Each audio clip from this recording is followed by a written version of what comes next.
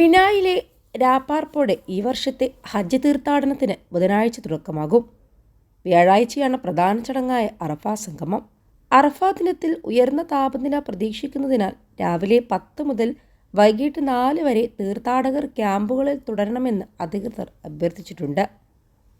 തിരക്ക് കുറയ്ക്കാൻ ചൊവ്വാഴ്ച രാത്രിയോടെ തീർത്ഥാടകർ ആദ്യനാൾ താമസിക്കുന്ന മിനാ താഴ്വരയിലേക്ക് നീങ്ങിത്തുടങ്ങി.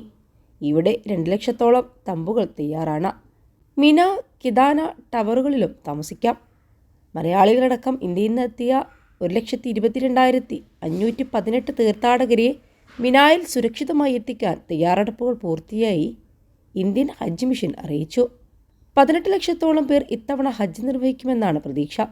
മക്കയിൽ 17 ലക്ഷത്തോളം തീർത്ഥാടകർ എത്തിയിട്ടുണ്ട്.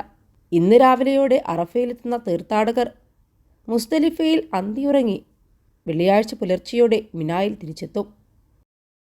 21 ലക്ഷത്തോളം സന്തുഷ്ടരായ ഉപഭോക്താക്കളും 2 ലക്ഷത്തോളം തിമിര ശസ്ത്രക്രിയകളും പൂർത്തിയാക്കിയ മലബാറിലെ ഏക കണ്ണാശുപത്രി Al Salama high hospital, hospital road, Perinthalmanna.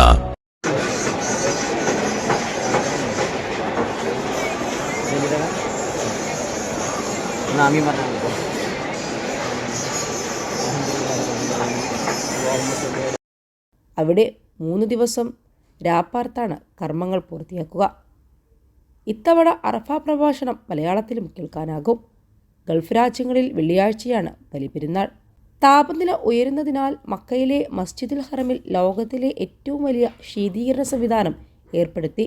1,55,000 ton ശേഷിയുള്ള സംവിധാനം പള്ളിയിലെ താപനില 22 ഡിഗ്രി സെൽഷ്യസിനും 24-നും ഇടയിൽ നിലനിർത്തും. ഹജ്ജിലെ പ്രധാന ചടങ്ങുകളിലൊന്നാണ് അറഫാ സംഗമം.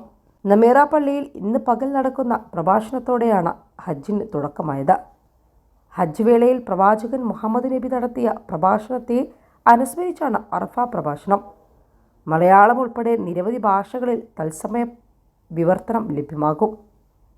ഉച്ച മുതൽ സൂര്യാസ്തമയം വരെയാണ് സംഗമം.